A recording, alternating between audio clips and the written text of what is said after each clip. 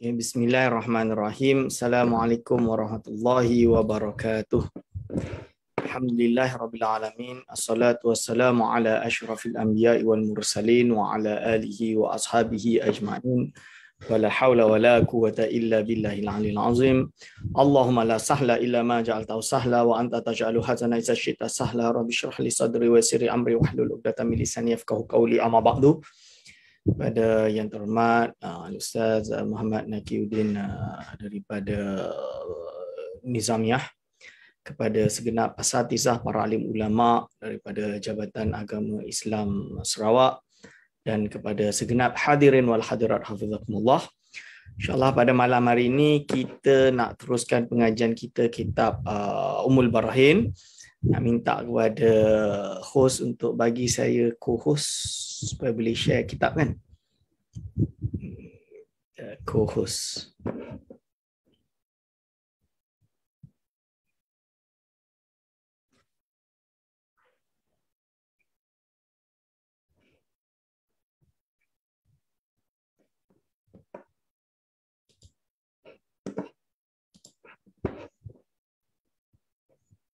Okay.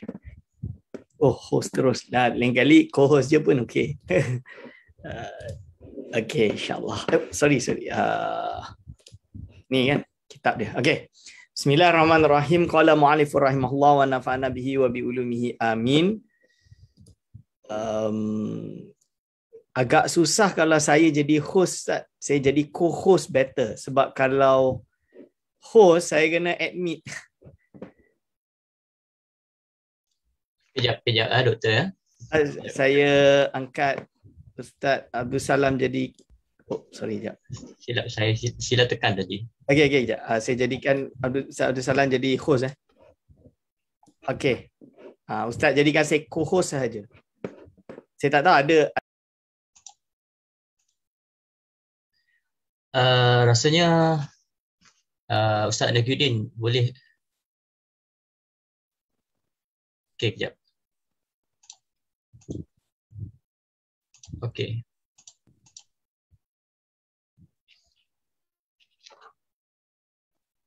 Okey. Okey, boleh. Okey. Bismillahirrahmanirrahim. Alhamdulillahirabbil alamin. Qala mu'allifur rahimahullah wa nafa'ana bihi wa bi ulumihi amin. Sekarang kita bahas tentang definisi sifat baqa'. Jadi Imam Sanusi dia start dengan definition, dengan mustahil, nanti baru dia masuk dengan barahin ataupun burhan. So bismillahirrahmanirrahim, wasifat wal baqa'u. Jadi as-sifatu as-salisatu minal 20 al-wajibah li Maulana jalla wa azza al-baqa'.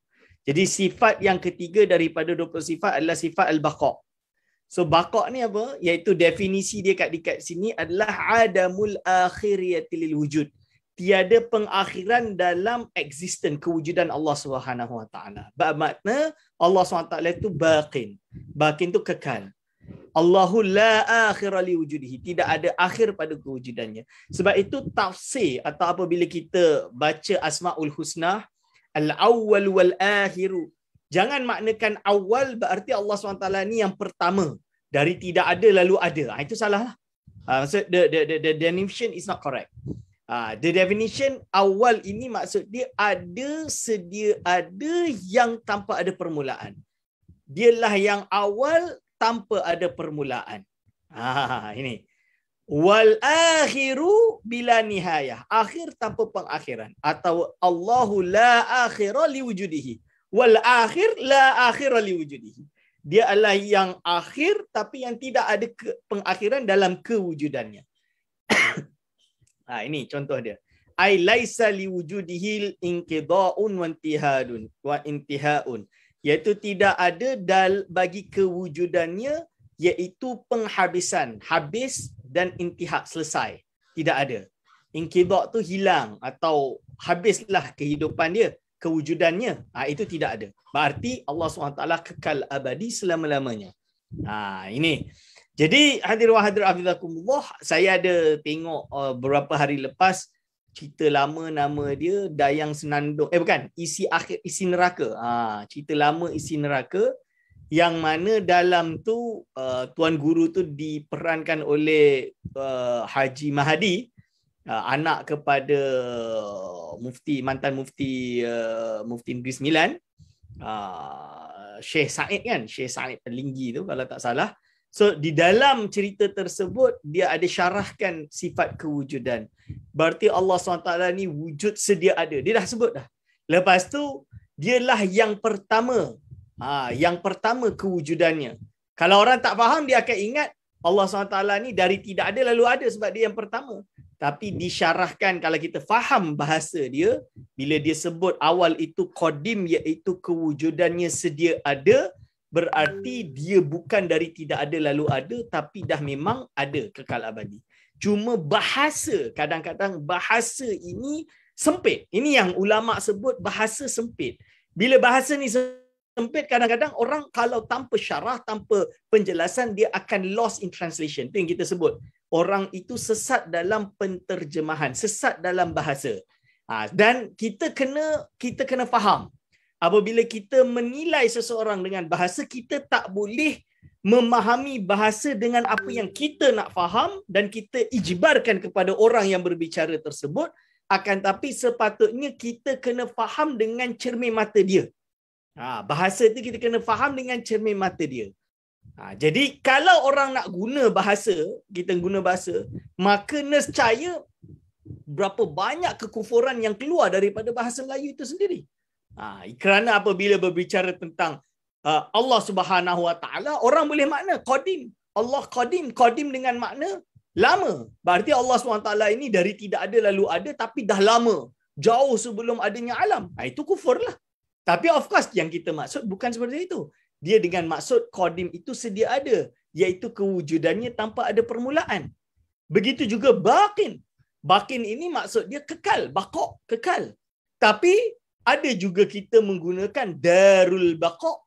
Nanti orang kata darul baqa ni akhirat, akhirat ni kekal. Berarti akhirat ni sama dengan Allah lah, kekal. Oh tak macam tu. Maksud dia kekekalan akhirat ini, syurga dan neraka, walaupun dia makhluk dari tidak wujud lalu wujud, akan tapi kekekalan dia berbeza dengan Allah. Kerana kekekalan jannah wan nar, syurga dan neraka, atas alasan iaitu Allah yang menjadikan ia kekal. Berarti kekekalannya adalah disebabkan oleh kehendak dan iradah Allah Subhanahu Wa Taala untuk menjadikan ia kekal. Maka tak sama kekalnya akhirat dengan kekalnya zat Allah SWT yang qadim.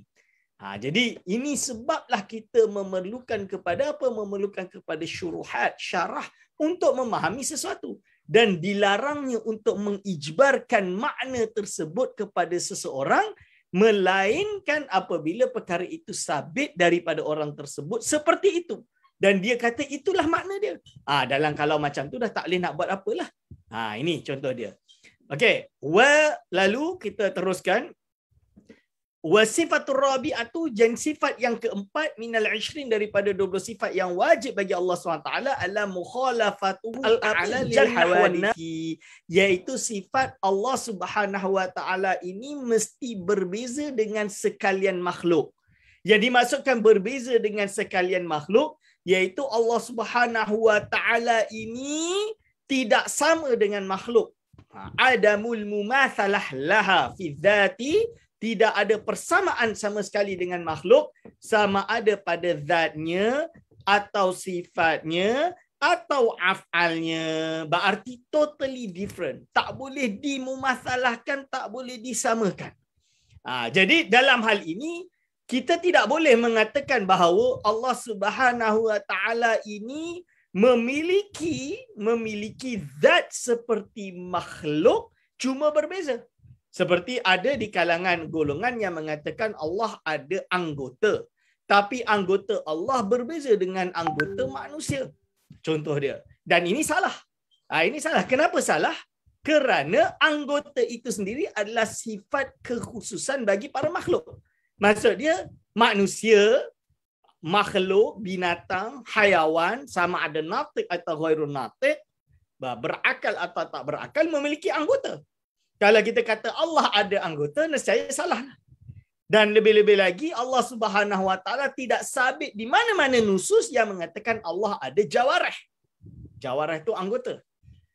Berbeza apabila orang berbicara innalillahi yadan, sesungguhnya ada bagi Allah itu yad. Bila kita kata yad, kerana memang sabit dalam Al-Quran, yadullahi faqa aydihim. Hanya sahaja tentulah makna yad di sini berbeza dengan makna yad dengan makna anggota. Kerana yad boleh dimaknakan dengan makna majazi, makna yang bersifat metaforik, kan, metaphorical. Tapi boleh juga yad dimaknai dengan makna hakiki, tapi tentulah tidak layak bagi Allah Subhanahu Wa Taala kerana akan terjadi mumatsalah, atau kita tawakuf, kita tafwidkan, kita serahkan makna dia kepada Allah, kita beriman itu ayat Al-Quran, ini adalah Allah SWT yang berfirman, maka kita serahkan hakikat maknanya kepada Allah Subhanahu Wa Taala. Kita beriman seperti apa yang telah sampai kepada kita. Ini yang dimaksud oleh ulama, amiruha kama ja'at. Amiruha, jalankanlah seperti apa yang telah disampaikan kepada kita. Ini boleh faham kan tuan-tuan dan puan-puan? Lalu lalu apa percanggahan kita dengan Ibn Taymiyah yang banyak disebutkan oleh ulama? Bahkan ada juga yang berani mengatakan, Ustaz, kenapa Asy'ariyah ni dalam kalam ulama-ulama tasawuf seperti Ibn Arabi boleh pula nak ditakwil, tapi kalau kalam Ibn Taymiyah tak nak pula ditakwil? Masalah dia jelas pada zaman Imam Ibn Taymiyah dan hatta dia sendiri, dan di dalam berbagai kitab dia memang condemn Asy'ariyah, Ahlussunnah wal Jamaah, dan majoriti dan beberapa adawat, prinsip-prinsip mabadi' di dalam Ahlussunnah wal Jamaah, sampai menyesatkan apa yang dipanggil dengan tafwid. Jadi dia memang berkehendak dengan makna Hasyawiyah, dan dia perjuangkan tokoh-tokoh Hasyawiyah di dalam kitab dia. Hasyawiyah itulah Hanabilah. Berbeza dengan Imam Ibn Arabi, walaupun perkataan dia itu ada yang secara zahirnya menjurus kepada kekufuran dan lain-lain, akan tetapi dia kena dinilai dengan kacamata apa? Kacamata keadaan dia. Cuba kita bandingkan kalam dia satu dengan kalam dia yang lain. Ternyata mungkin yang satu dia gunakan istilah majazi, yang satu dia gunakan istilah hakiki. So kita kena faham sesuai dengan konteks. Dia berbicara dalam bidang akidah ilmu kalam, atau dia berbicara dengan dalam bidang zauki, tasawuf. Dia kena menilai seperti itu. Jadi ada yang tak boleh nak terima perkara tersebut, tapi itu hakikat dia. Saya bagi contoh, kenapa di dalam awal-awal dalam kitab Futuhat sendiri, dia dah sebut dah, ini akidah tu ahli rusum. Kalau kau tak faham kat belakang tu, kau pegang akidah ni, kau jangan pegang akidah tu. Kau buang akidah tu. Sebab apa? Sebab kau memang tak faham. Ini kena faham perbezaan dia. Tapi sebab itu dalam ulama tasawuf apabila menisbahkan beberapa makna-makna yang mutasyabihat kepada Allah Subhanahu Wa Taala, dia tidak dengan maksud hakiki, tapi yang dimaksudkan dengan maksud majazi, atau dikembalikan kepada tafwid, kerana golongan Ahlus Salafus Saleh memang seperti dalam kitab Jawharut Tauhid dan lain-lain berpegang pada makna tauhid. Itu. Okey, lalu dia sebut kat sini. Mukhalafatuhu ta'ala, makna mukhalafati ta'ala lil hawadis adamu mumathalatihi laha fi dzati wa sifati wal af'al. Wa yalzamu min dzalika adamu mumasalatil hawadisi lahu ta'ala fima dzukira, iaitu wajiblah tidak ada persamaan dengan makhluk sama sekali bagi Allah SWT pada apa yang telah disebutkan. Okey. Lalu seperti, iaitu apa? Apa sahaja? Fala mumatsalah bainallahi ta'ala wa bainal hawadis, antara Allah dengan makhluk, dengan apa-apa bentuk jalan sekalipun, apa bentuk wajah sekalipun dari sekalian wajah. Wajah ni maksud dia arah, jalan, atau wajhun, hadza wajhun. Ini ada hujah dia, ada gambaran dia, ada sisi dia, ada itu istilah yang digunakan dalam bahasa Arab. Ada jalan penerangan dia. Lebih kurang macam tu. Seperti iaitu ini difirmankan oleh Allah SWT, laisa kamitslihi syai'un wa lam yakun lahu kufuwan ahad ila akhirih.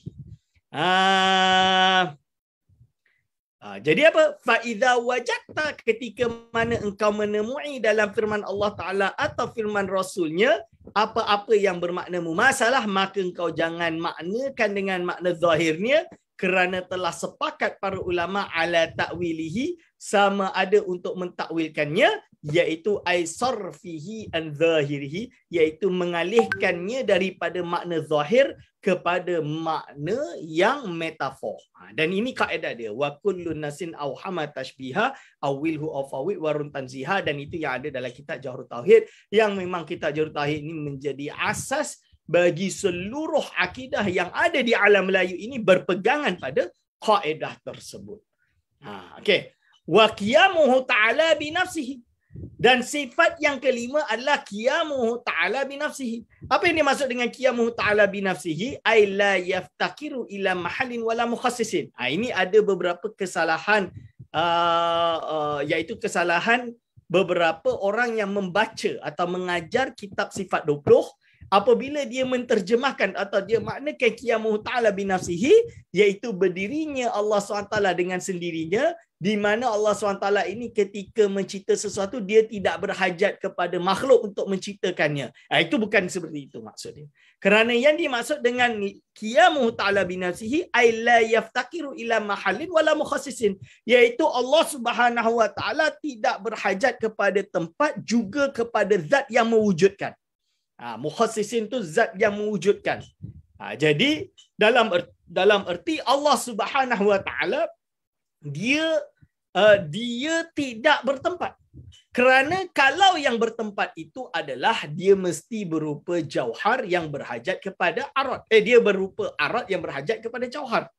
Dia kerana perkara arad ni sifat, dia mesti berada pada zat. Allah SWT bukan sifat. Allah SWT adalah zat yang bersifat.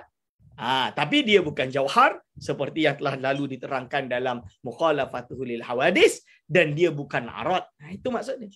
Wala mukhassisin, dan tidak berhajat kepada zat lain yang mendefine Allah Subhanahu wa taala, yang menentukan Allah Subhanahu wa taala. Sebab itu disebut di sini al-awwalu salbu iftiqarihi ila mahallin, iaitu membatalkan keiftiqaran, keperluannya Allah SWT kepada tempat. Ai dzatin yujadu fiha kama tujadu as-sifat fil mausufi li'annahu ta'ala laisa bisifatin, iaitu kepada zat yang diwujudkan padanya seperti halnya diwujudkannya sifat pada mausuf. Jadi Allah SWT li'annahu ta'ala laisa bisifatin, dan Allah SWT bukanlah sifat, bal huwa dzatun mausufatun bisifatil kamal.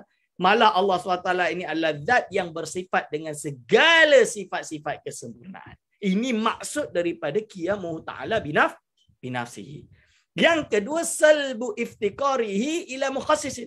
Jadi kalau ada yang tak faham boleh tanya dekat ruang chat dan lain-lain, biar tak lupa nanti kita syarahkan. Salbu iftiqarihi ila mukhassisin, iaitu juga membatalkan kehajatan Allah SWT kepada mukhassis. Berarti Allah SWT tidak berhajat kepada zat lain yang mendefine-nya. Ai mujidin, iaitu zat yang mewujudkan, atau fa'ilin yukhassisuhu, iaitu zat yang melakukan, yang mendefinekan Allah SWT. Tidak, dia tidak berhajat kerana dialah yang mukhassiskan semuanya, dia tidak berhajat kepada mukhassis. Mukhassis ini mendefinekan, maksud dia sifat iradah. Saya tak tahu, kita belum jelaskan iradah, nanti kita akan jelaskan makna takhsis pada sifat iradah. Okey. Dan ini panjang penjelasan dia yang saya rasa tak perlu kita jelaskan lebih panjang. Benda ini boleh rujuk di dalam, nanti kita akan bahas tentang burhanus sifat, iaitu dalil-dalil hujah-hujah sifat tadi. Dan sifat yang keenam adalah al-wahdaniyatu, esa. Wahdaniyah itu maksud dia esa. Ai la thaniya lahu, iaitu Allah SWT tidak ada duanya. Tidak ada duanya bagi Allah Subhanahu wa taala. Sama ada fi zatihi, bagi zatnya, wala fi sifatihi, tidak pada sifatnya, wala fi af'alihi, dan tidak pada af'alnya. Jadi Allah SWT esa pada zatnya, esa pada sifatnya, esa pada af'alnya. Tiga-tiga ini esa. Macam mana esanya? Esa pada zatnya, Allah Subhanahu wa taala tidak berhajat, Allah SWT tidak tersusun daripada 2 atau 3 zat. Tapi Allah SWT esa zatnya. Macam mana nak digambarkan? Tak boleh gambar, kita serahkan kepada Allah Subhanahu wa taala.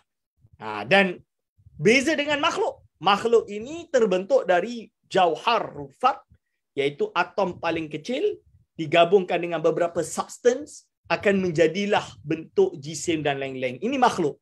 Allah SWT tidak seperti makhluk. Dia tidak ada hajat pada jauhar. Dia tidak, zat dia bukan tersusun, tapi zatnya esa. Esa tu berarti tunggal, satu. Kalau terjemah bahasa Inggeris, kita sebut dalam bahasa Inggeris tauhid, at-tauhid itu diterjemahkan unity. Jangan salah terjemah pula. Kerana memang sabit dalam bahasa Inggeris maksud esa itu unity. Unity itu satu. Apa lebih-lebih lagi kalau dibahaskan tentang bahasa deity iaitu ketuhanan, dia akan menggunakan bahasa unity. Jangan pula kita maknakan unity dengan makna kesatuan, itu salah. Kerana apa? Ya, bahasa. Sebab macam saya katalah, itu bahasa, it's a language. So bahasa ini dhaif. Memang ada juga makna union, tapi itu makna yang lain, itu bukan yang dikendaki. Yang dimaksud dengan esa itu kalau dalam bahasa Inggeris memang sabit, unity. Kita boleh buka dalam hatta semua orang yang menulis, bukan layman, native speaker. Native speaker ni orang yang memang asli bahasa Inggeris menggunakan istilah itu dengan makna tauhid, keesaan. Wala fi sifatihi, dan tidak pada sifatnya. Sifatnya maksud dia apa? Iaitu sifat Allah bukan hanya satu. Ya, sifat Allah banyak, sebab itu digunakan jamak. Sifatihi, iaitu sifat-sifat Allah. Tapi esa pada sifat dia macam mana?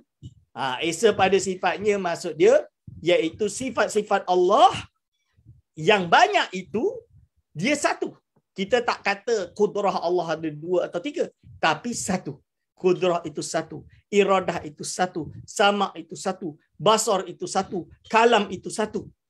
Ni esa pada sifat dia. Sebab melawan golongan Mu'tazilah.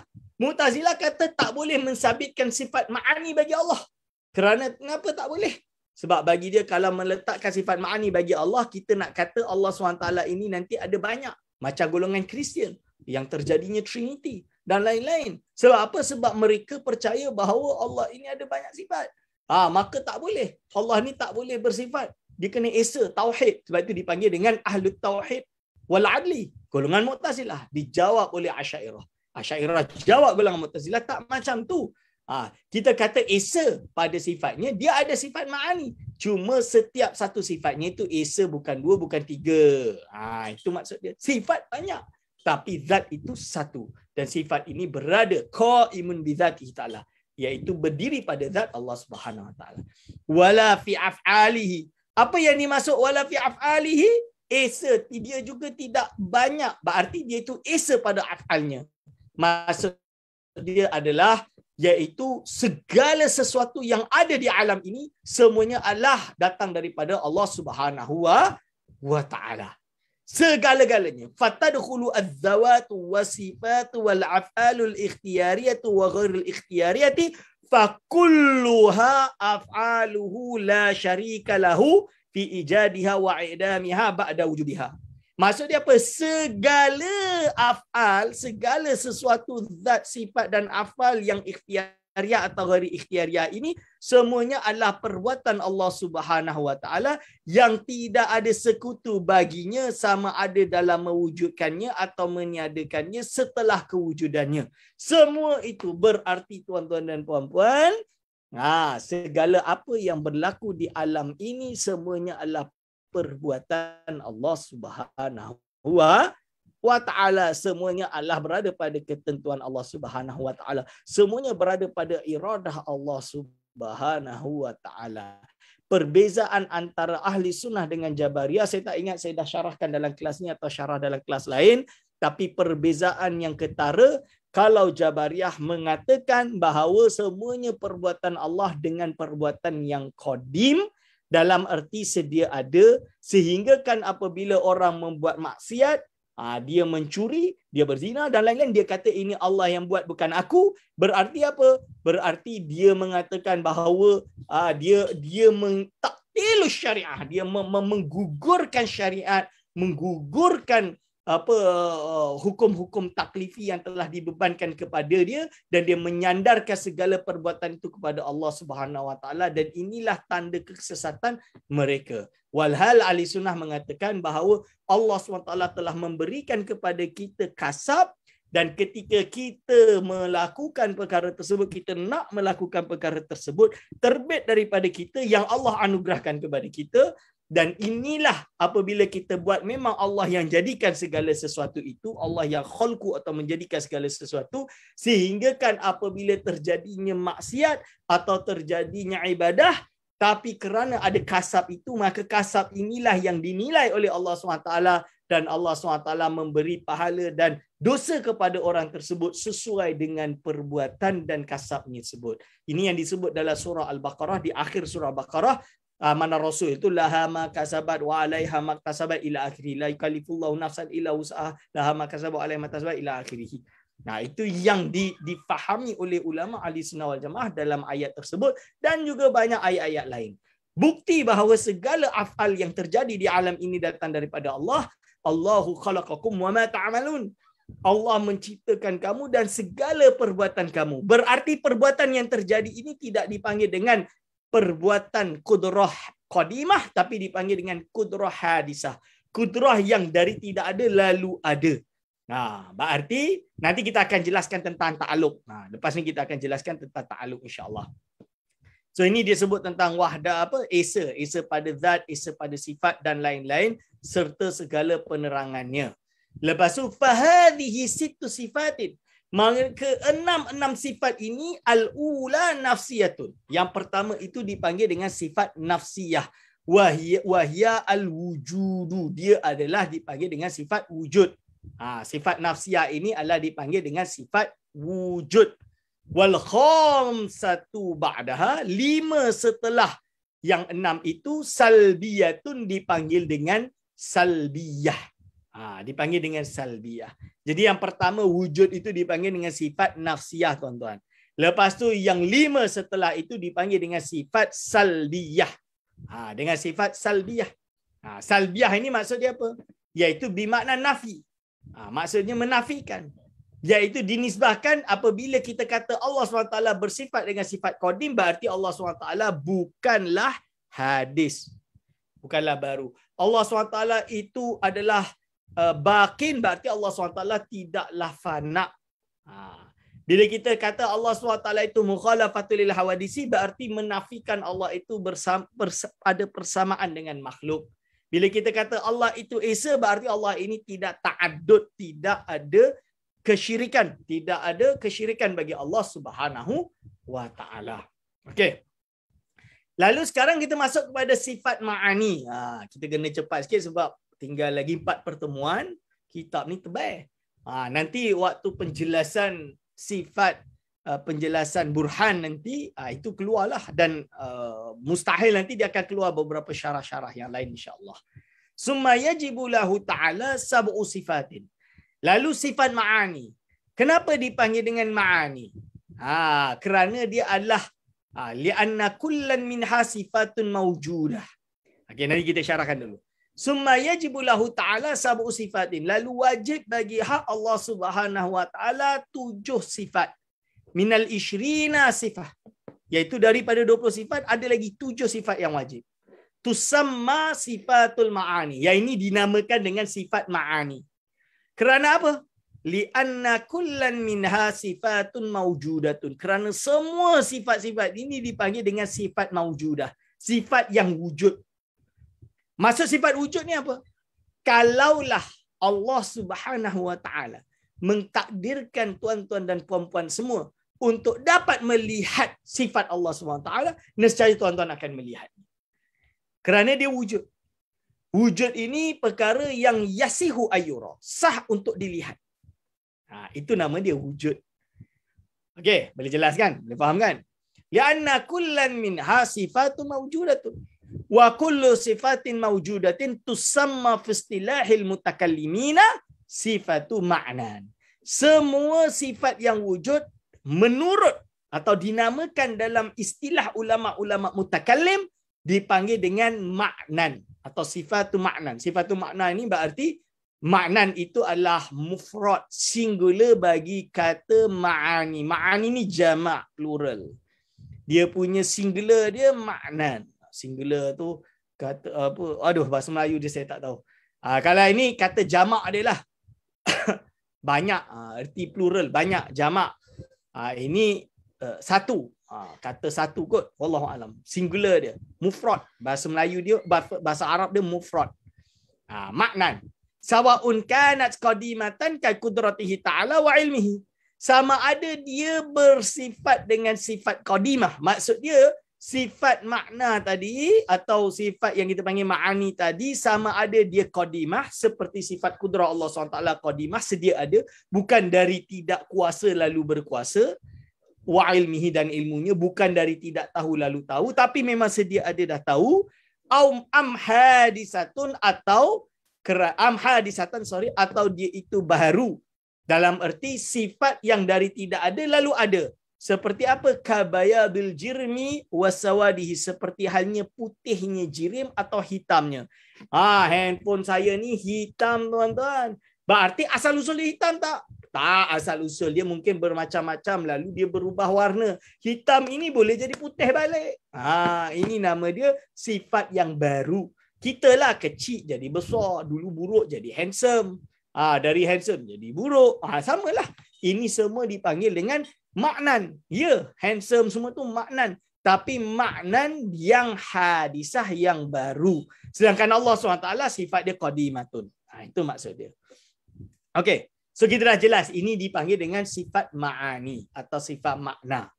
Okey. Dan ini istilah. Boleh tak saya tak nak guna istilah ni? Bukan tak boleh. Tapi kita katalah macam ni. Kalaulah kita masuk ilmu perubatan. Yang namanya ada pankreas lah kan. Ada istilah baku dalam ilmu perubatan. Saya tak tahulah, saya bukan doktor. Tapi contoh dia kalau kita belajar anatomi. Anatomi ni adalah pemetaan tubuh manusia. Kan? Dia ada nama-nama, urat tu semua ada nama dia tu. Wah, kan?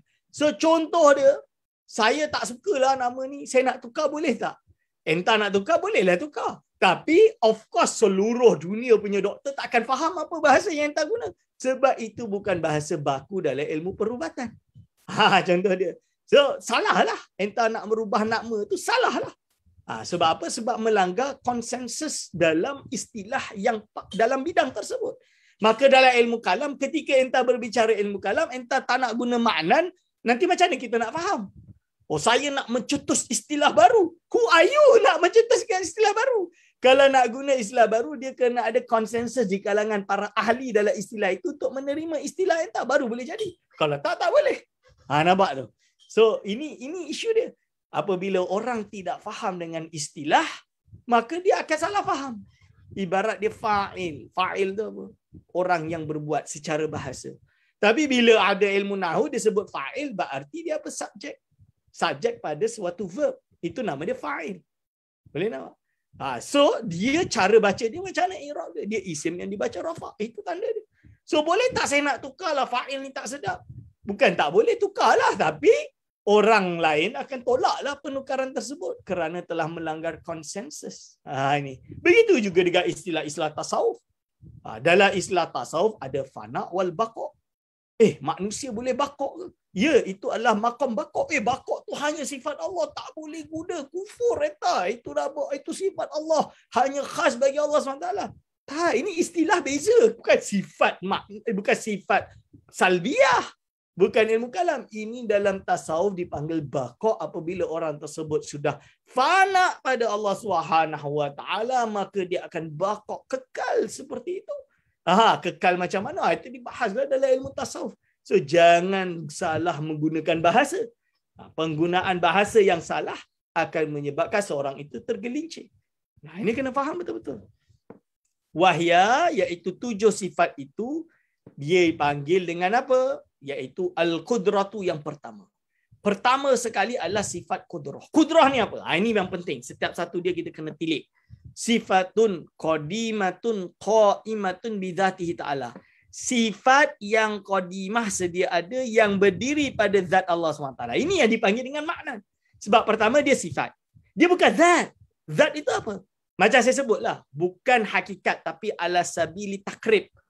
Ini adalah handphone. Handphone ini zat, kan? Kita boleh pegang, kan? Dia ada sifat, sifat dia hitam. So kalau saya pegang ni, saya pegang sifat atau saya pegang zat? Saya pegang zat, saya tak boleh pegang sifat kerana hitam ini adalah sifat. Saya pegang ni pegang handphone, saya tak boleh pegang hitam. Lebih kurang macam tu. So, tapi of course Allah SWT berbeza dengan makhluk. Kita tak boleh, ini hanya sabili takrib dipanggil. Sabili takrib ni biar dekat nak faham lah. Zat Allah SWT is the essence. Adalah essence Allah SWT. Zat Allah SWT. Lalu dia ada attribute sifat yang berdiri pada zat. Cuma macam mana nak gambarkan dia tak boleh lah. Jadi, ini adalah sifat qadimatun yang sedia ada. Sifat-sifat attributes Allah ini qadimatun. Means qadimatun berarti sifat Allah ini sedia ada.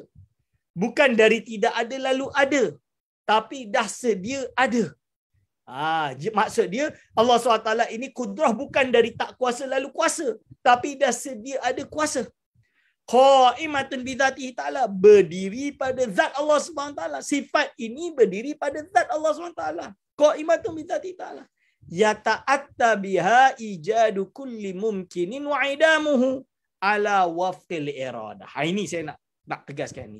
Yang mana dia punya functional lah, kita boleh nak sabilu takrib kita sebut functional dia. Fungsi sifat ini apa?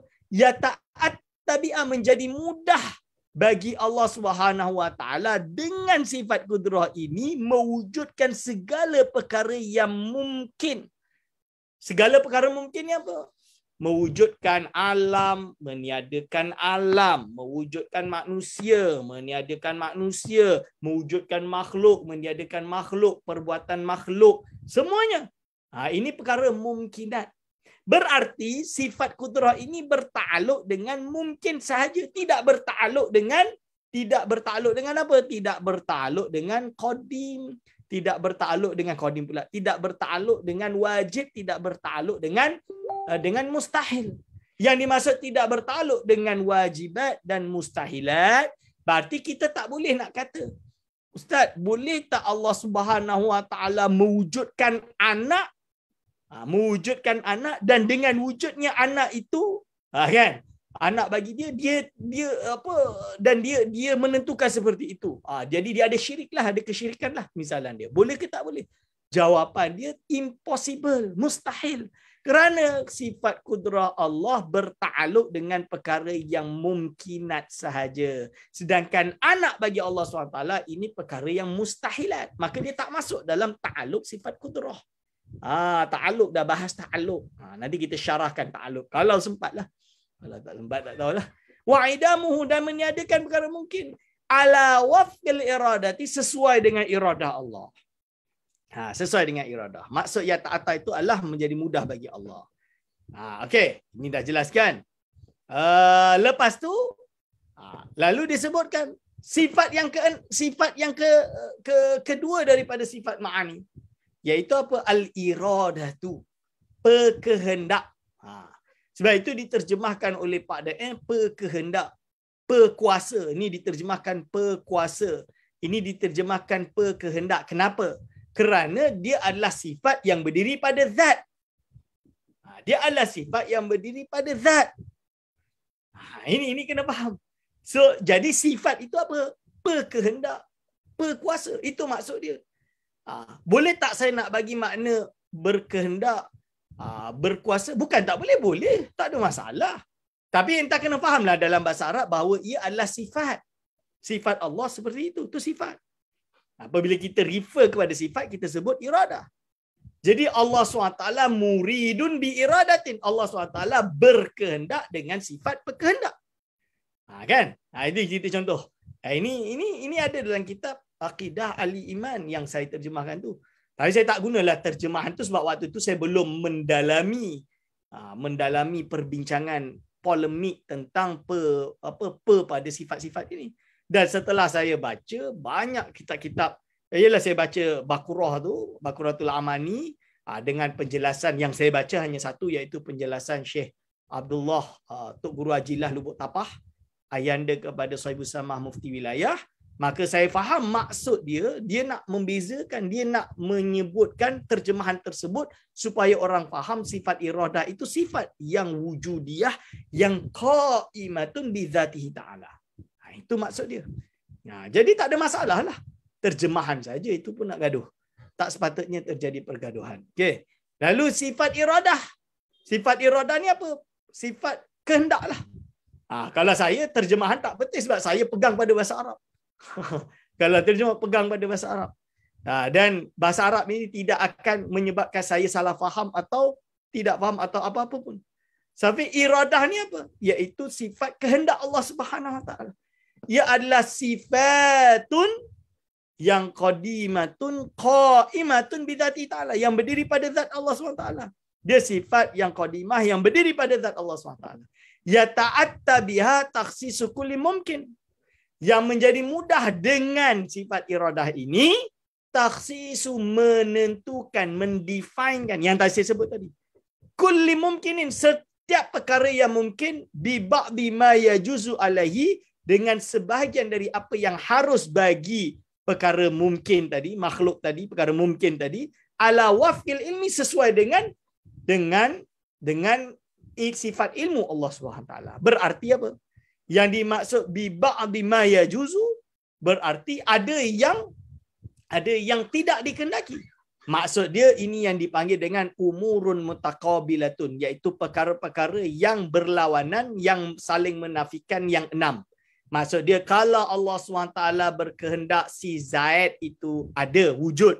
Zaid itu mungkin. Dan Allah kehendak dia wujud dan ternyata dia wujud. Kita nampak Zaid wujud. Berarti ini iradah Allah untuk dia wujud. Berarti dia tidak wujud juga ya juzu, juga harus. Cuma itu bukan kehendak Allah. Buktinya dia wujud. Jadi kalau kita kata, kenapa ada COVID-19 ni? Kan, ni penyakit ni yang membunuh. Allah tak sayang ke makhluknya? Jawapan dia apa? Allah SWT berkehendak untuk menurunkan musibah dengan COVID-19 tadi turun kepada manusia ini pada tahun 2019 sampai hari ini. Itu adalah iradah Allah, kehendak Allah. Berarti bukan daripada iradah Allah untuk tiadanya penyakit COVID dari tahun 2019 sampai 2021. Takkanlah macam ni teruslah. Kalau masih teruslah. Tapi kalau Allah SWT mentakdirkan, belum lagi. Tahun 2020 sudah habis. Virus ini sudah gone. Finish. Berarti itu adalah kehendak Allah Subhanahu Wa Taala. Dia berhak melakukan. Apa kehendak dia? Kehendak dia kan qadimah. Memang. Cuma kita tak tahulah. Siapa yang tahu iradah Allah SWT? Tak ada orang yang tahu. Hanya Allah SWT yang maha mengetahui. Kerana kita tidak tahu itu, dia adalah kita anggap segala takdir ini adalah rahsia Allah, dan tugas kita bukan untuk menilai takdir itu, tugas kita untuk mempersiapkan diri kita besok apakah kita nak buat, pahala atau dosa. Itu. Beriman atau kekufuran, kebaikan atau keburukan. Amalan kita nak banyak amal atau tidak ada amal. Mana satu? Itu yang ditugaskan. Ini yang difirmankan oleh Allah SWT. La yus'alu amma yaf'alu wa hum yus'alu. Allah SWT tidak akan ditanya apa yang diperbuat, wa hum yus'alun. Mereka yang akan dipertanyakan. Maksud dia makhluknya akan dipertanyakan. Di akhirat nanti Allah tak akan dipertanya apa yang Allah takdirkan. Tapi kita yang akan dipertanyakan. So ini iradah. Mendefinekan sifat dia. Okey. Berarti apa? Berarti sifat iradah ini juga bertakluk dengan segala perkara yang mungkin. Berarti boleh tak kalau Allah beriradah menciptakan anak baginya? Impossible lah. Akal tak boleh terima. Kerana sifat iradah itu bertakluk dengan perkara yang mungkin sahaja. Anak bagi Allah ini mustahil. Kan? Mustahil. Okey. Okey, lepas tu, jadi kalau panjang berarti Allah tidak berkehendak dia pendek. Kalau dia putih berarti Allah tidak berkehendak dia hitam. Kalau dia itu ada di Malaysia berarti Allah tak berkehendak dia berada di selain Malaysia. Kalau Allah berkehendak, kalau dia ada 2021 berarti Allah tidak berkehendak dia pada selain daripada waktu tersebut. Ini yang disebut, ini disyarahkan panjang. Okey.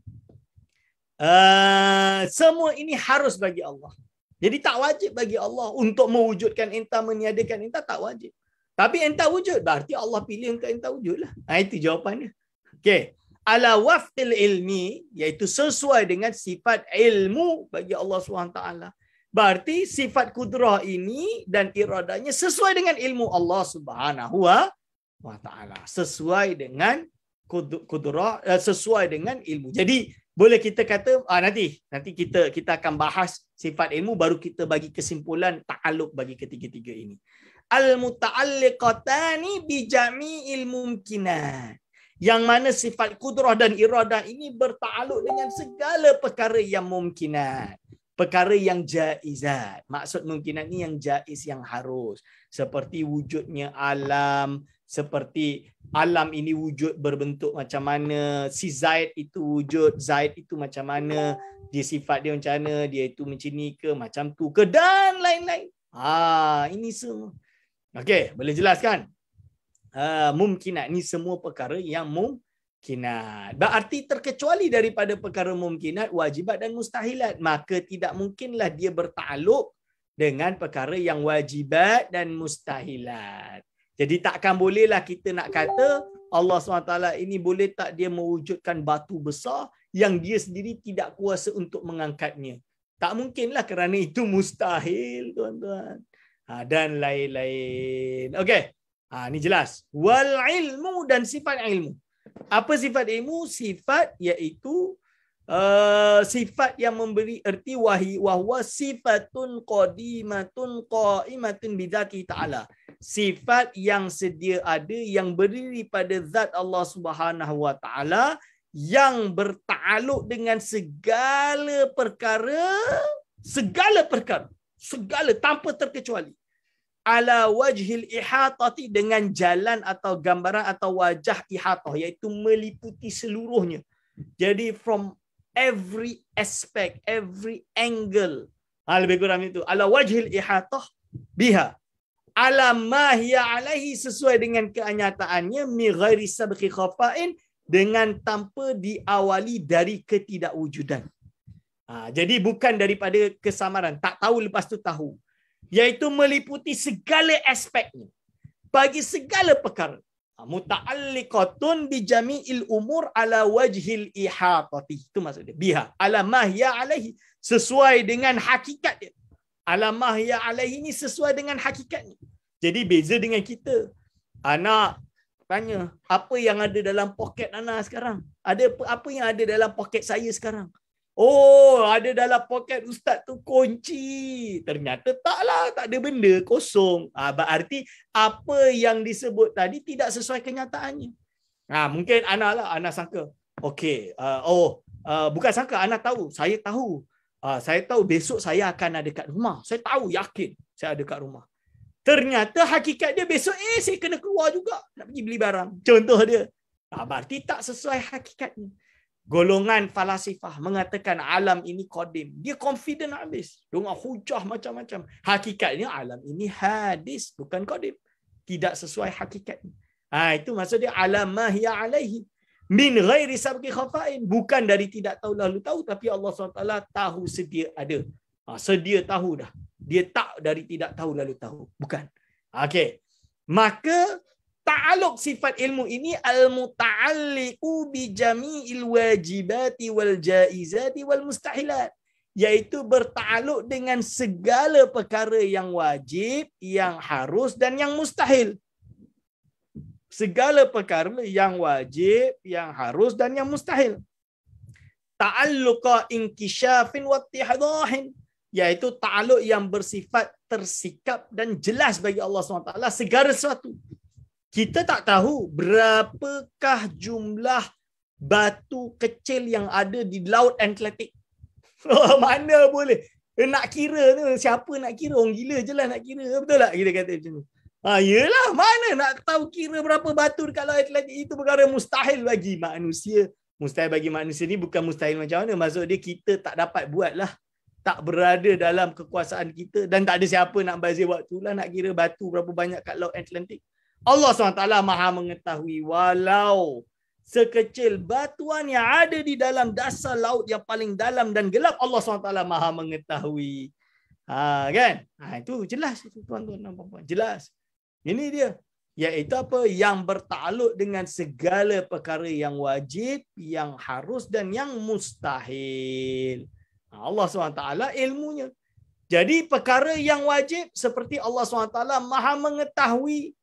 Mengetahui Allah SWT itu Esa. Allah SWT Maha mengetahui yang Allah SWT itu bersifat dengan sifat sama, bersifat dengan sifat sifat basar, sifat kalam dan lain-lain. Kalau jaizat, Allah SWT itu Maha mengetahui segala perkara yang harus alam ini, manusia berapa, roh ni macam mana, ada dekat mana, manusia ni buat apa, semua ni harus. Dan Allah SWT Maha mengetahui segala makhluk. Makhluk kadzawatil makhluqat. Ini disebut ni seperti zat-zat makhluk. Wal mustahilati, dan perkara yang mustahil. Allah SWT Maha mengetahui. Allah SWT Maha mengetahui yang mustahil bagi Allah ada sekutu baginya. Mustahil bagi Allah ada anak. Mustahil bagi Allah ada sahabat yang setara dengannya. Mustahil. Mustahil bagi Allah Subhanahu wa ta'ala. Faya'lamu annahu la syarika lahu wala walada lahu wala sahibata lahu. Dia tahu, dia Maha mengetahui dan perkara ini tidak akan terjadi bagi zatnya. Ini dipanggil dengan ta'alluq sifat ilmu. Okey. Sekarang kita jelaskan. Kita balik-balik. Berarti apa? Macam mana gambaran ta'alluq ni? Berarti Allah Subhanahu wa ta'ala Maha mengetahui sejak azali, qadiman, segala sesuatu. Apa yang telah berlaku, yang sedang berlaku dan yang akan berlaku. Allah SWT Maha mengetahui. Dan iradah Allah juga qadimah. Allah SWT dengan sifat iradah berkehendaknya sejak azaliyah sudah berkehendak. Berkehendak macam mana? Berkehendak bahawa nanti akan ada si fulan, wujudnya alam ini, terlahirnya Zaid, nanti Zaid akan buat macam ni, mati dia macam mana. Allah SWT berkehendak semua itu sejak azali sesuai dengan ilmunya yang qadim. Ala wafqil ilmihi ta'ala. Ini boleh nampak. Berarti ta'alluq sifat ilmu kepada 3. Wajib, jaizat dan mustahil. Tapi iradah ta'alluq dia kepada mumkinat sahaja. Sesuai dengan ilmu Allah SWT yang qadim. Lalu qudrah, kuasa Allah SWT. Kuasa Allah SWT iaitu Allah SWT Maha berkuasa, yang mana kuasa Allah Subhanahu wa ta'ala tadi adalah kuasa yang qadimah, bukan dari tidak kuasa lalu kuasa, tapi memang sedia ada berkuasa. Dan mana dia mewujudkan atau tidak mewujudkan segala sesuatu yang ada di alam ini dengan perkara mumkinat ini, itu yang disebut dengan mumkinat, ta'alluq dengan mumkinat, yang mana mewujudkan atau meniadakan sesuai dengan kehendak Allah SWT, yang mana sesuai dengan ilmu Allah SWT yang qadim. Kita boleh nampak tu. Berarti Ustaz, kita kata Allah ada sifat ilmu dulu, lepas tu Allah ada sifat iradah, baru Allah ada sifat kudrah ke? Jawapannya tak. Kerana dia qadimah. Kalau qadimah berarti kita tak boleh kata dia itu datang lepas tu datang kemudian. Kalau datang kemudian tartib dengan maksud tartib zamani, tartib ikut fasa waktu, salahlah. Kerana qadimah itu sedia ada. Yang kita maksud tartib ini bukan tartib zamani, hanya tartib i'tibari, secara i'tibar sahaja. Secara macam mana nak kita gambarkan, kita tasawurkan dalam zihni kita saja, dalam akal fikiran kita sahaja. Tapi bukan zamani seperti itu. Kerana setiga-tiga sifat itu adalah sifat yang qadimah, yang sedia ada. Hanya saja bila Allah SWT memang berkehendak sejak azali, dan waktu ini Allah SWT berkehendak Ustaz Aiman mengajar online dekat sini, dia dekat Gombak, dan orang lain semua merata-merata negeri di Malaysia ni duk tengok kat sini, berkehendak, dan ini terbukti, terjadilah seperti ini. Dari tidak wujud menjadi reality. Menjadi reality kan kita sebut. Tiba-tiba wujud seperti ini, maka ini dipanggil dengan ta'alluq sifat kudrah. Memang ta'alluq dia kepada mungkinat dengan ta'alluq tanjizi hadis. Itu ta'alluq tanjizi hadis apa? Ta'alluq kudrah itu qadimah, dia berkaitan berhubungan dengan perkara mungkin, Tapi dalam hal dia mewujudkan itu dari tidak wujud lalu wujud, olehnya mewujudkannya itu dari tidak wujud menjadi wujud, ini dipanggil dengan khalqu. Allah SWT menciptakan. Ini adalah af'al Allah SWT. Ini dipanggil dengan ta'alluq tanjizi hadis. Dibuktikan, dijalankan. Tanjizi itu seperti dilaksanakan. Tanjizi dilaksanakan, sifat tersebut dilaksanakan sehingga perkara mungkin yang Allah SWT tahu dan berkehendak sejak azali tadi, dengan sifat kudrahnya yang qadimah, Allah pun mewujudkan perkara tersebut. Akhirnya wujudlah perkara tersebut. Ini dipanggil ta'alluq tanjizi hadis yang baru, dari tidak ada lalu ada. Dan perbuatan ta'alluq tanjizi hadis ini dipanggil af'al Allah, iaitu perbuatan Allah. Menciptakan, mematikan, memberi rezeki, menarik rezeki. Semua ini perbuatan Allah SWT. Yang mana perbuatan Allah, dia hadis. Ulama kata perbuatan af'al Allah hadis. Zat Allah qadim, sifat Allah qadim. Tapi af'al Allah hadis. Iaitu tuan-tuan, ada orang dia miskin, tiba-tiba Allah bagi dia rezeki, dia kaya. Kan? Dari tidak kaya jadi kaya. Itu nama dia hadis. Dari tak wujud lalu wujud. Tak ada Zaid, tak wujud. Tiba-tiba lahirlah anak dan anak ini diberi nama Zaid. Berarti apa? Khalqu. Allah menciptakan Zaid. Dari ibu bapa tadi, lahirlah si Zaid. Misalan dia. Ini boleh nampak, boleh gambarkan, boleh fahamkan. Tapi memang perbahasan ilmu kalam tu kadang susah untuk difahami. Tapi kalau dah biasa, dia akan tahu. Dan ini penting kerana dia akan memprotek akidah kita dari persoalan-persoalan syubhat. Ini tujuan dia kena belajar akidah dengan dalil. Supaya apa? Kalau kita tidak tahu perkara ini dengan dalil, kalau yang dah tua-tua mungkin tak ada masalah. Yang penting iman. Kalau dah waktunya dijemput, insya-Allah mati dalam iman, husnul khatimah. Ini yang kita nak.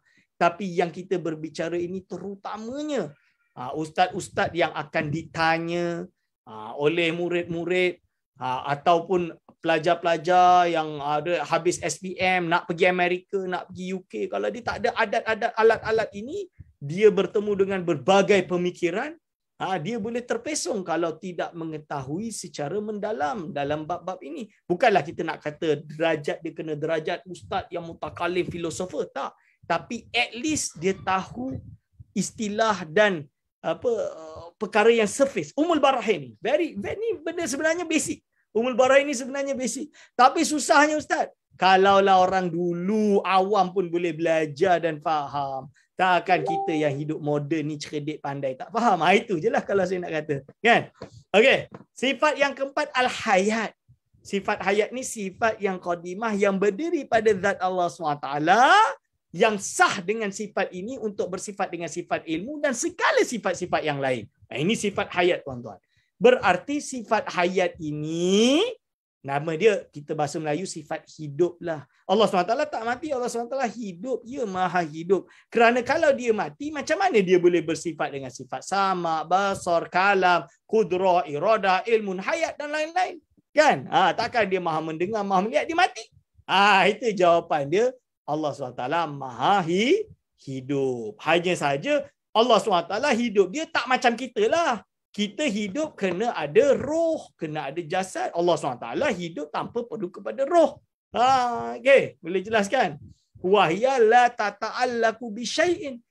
Sifat hayat tak bertakluklah dengan sesuatu apapun.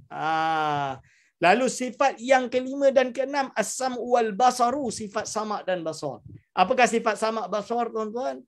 Wa huma sifatani qadimatani qaimatani bidzatihi ta'ala.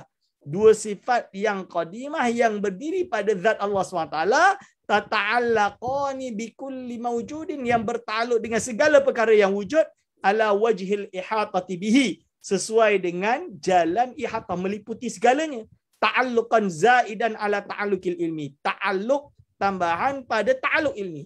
Jadi selain daripada ta'alluq sifat ilmi. Zaidan itu selain daripada ta'alluq sifat ilmi.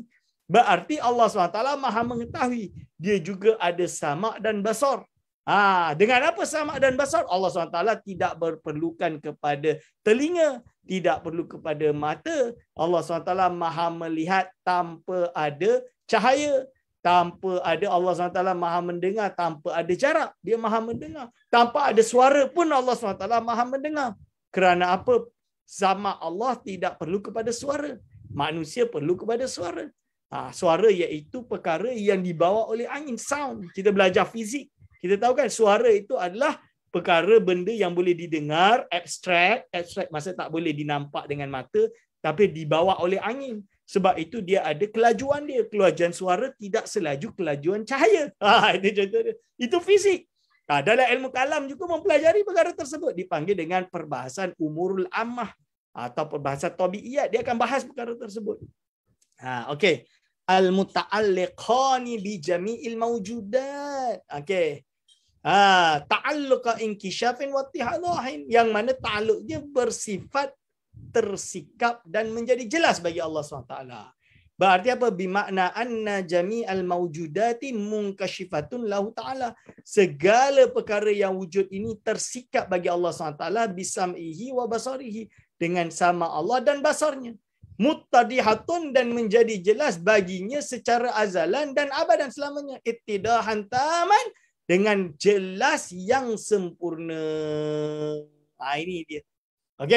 Okey, lepas tu kita terus kepada sifat yang terakhir, sifat ma'ani yang terakhir dipanggil dengan sifat kalam. Sifat kalam ini apa? Sifatun qadimatun qa'imatun bidzatihi ta'ala laisat biharfin wala sautin. Iaitu sifat yang qadimah, yang berdiri pada zat Allah SWT, yang tidak berhuruf dan tidak bersuara. Jadi kalam Allah tidak berhuruf dan tidak bersuara. Munazzahatun anis sirri wal jahri, yang dibersihkan daripada diam atau kuat. Diam tu bukan dia, sirri tu pelan. Macam bisik. Sir. Kan bacaan sir tu apa? Bacaan macam itulah. Jahri itu kuat. Itu jahri. Ya.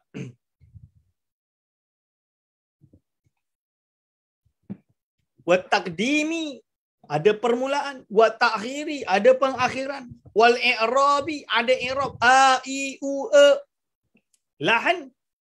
Maksud dia, maaf.